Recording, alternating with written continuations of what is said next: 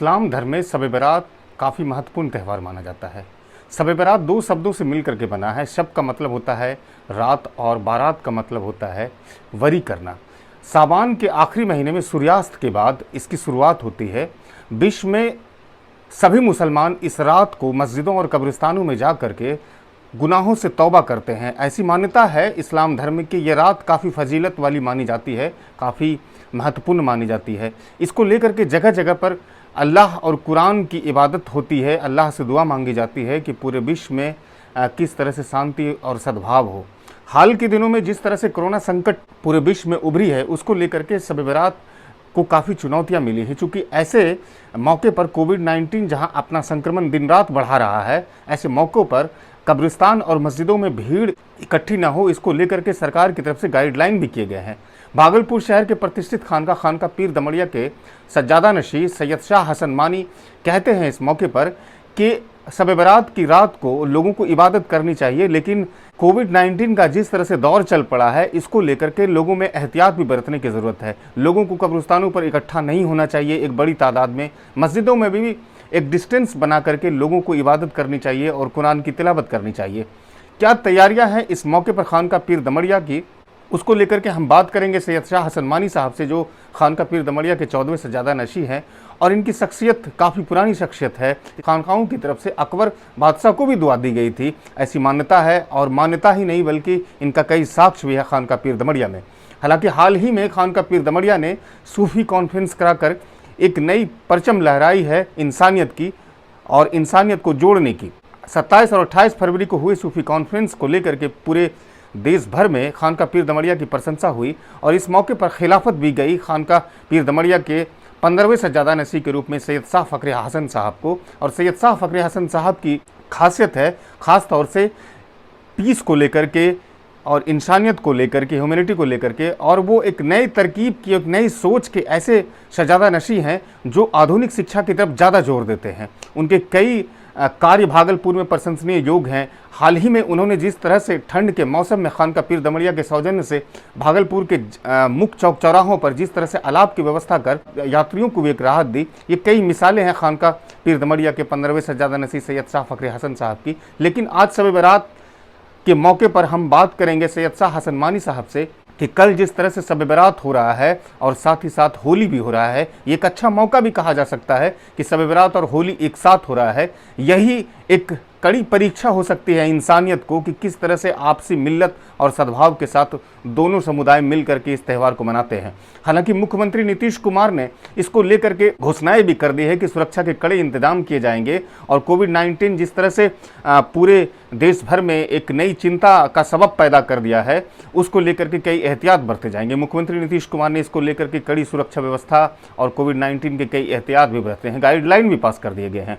हालांकि हाल ही में state bank की जो एजेंसियां हैं, उन्होंने जो एक सर्वे किया है कोविड-19 को लेकर के, उन्होंने कहा है कि 15 अप्रैल को महामारी यानी कोविड-19 चरम अवस्था पर होगी। इसके कई नए स्ट्रेन बिहार में भी मिल चुके हैं।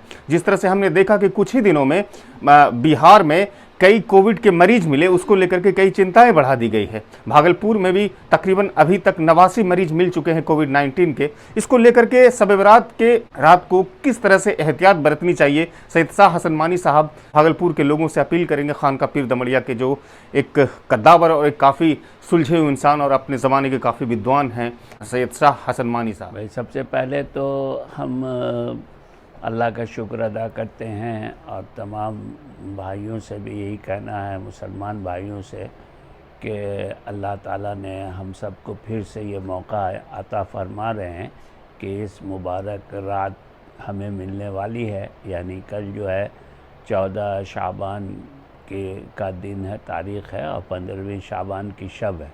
ये रात बड़ी कीमती है, मुबारक है। अल्लाह की तरफ से ऐलान आम होता है मग़फ़िरत की जो है, तो रहमत बदस्ती मग़फ़िरत आम होती है और अल्लाह की तरफ से ऐलान होता है कोई अपनी ज़रूरत और मुसीबत को दूर करने के लिए हमसे दुआ करने वाला, अपनी मग़फ़िरत चाहने वाला, रिज़्क़ रोज़ी चाहने वाला, उम्र सेहत आफ़ियत तलब करने, शिफा तलब करने वाला।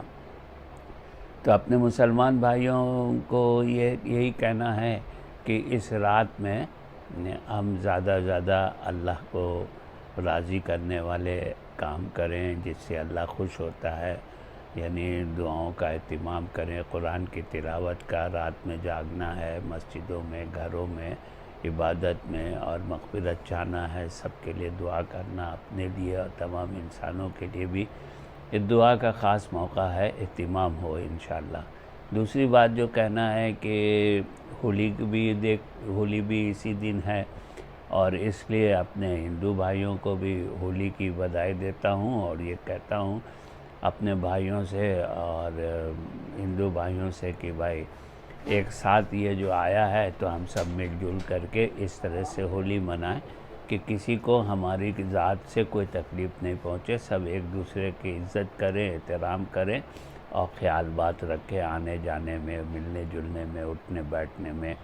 भीड़ लगा करके न मस्जिद जाएं न कब्रिस्तान जाएं, मास्क का इंतज़ाम करें, रखें, मास्क लगा करके जाएं, और हर ऐसी बात से हम बचें जिससे किसी का को तकलीफ़ पहुंचती है या दिल आज़ारी होती है।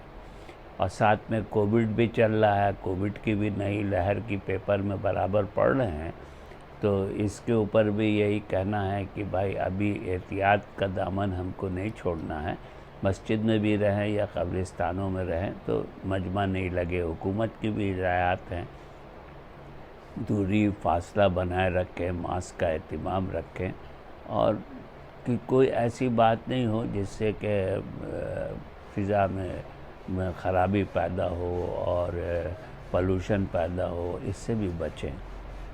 बच्चे सब रात के मौके पर हजरत पटाखा बहुत छोड़ते हैं, इस मौके पर पटाखा छोड़ने का तो कहीं से कुछ नहीं है, सिर्फ पैसे का बर्बाद करना है और इसके बारे में कोई शरई वो नहीं है, इससे बचना चाहिए। असल में ये रात तो अल्लाह को राज़ी करने के लिए है, अल्लाह को खुश करने के लिए है, जहन्नम से बचने की दुआ भी मांगना, अमल भी करना है, गरीबों, मिस्कीनों, ज़रूरतमंदों के साथ जो है तो उनका ख्याल रखना है और सदका देना है, और रात को में कुरान पाक की तिलावत करना है, नमाज़ों का एहतिमाम करना है, दुआ इस्तिग़फ़ार में रहना है।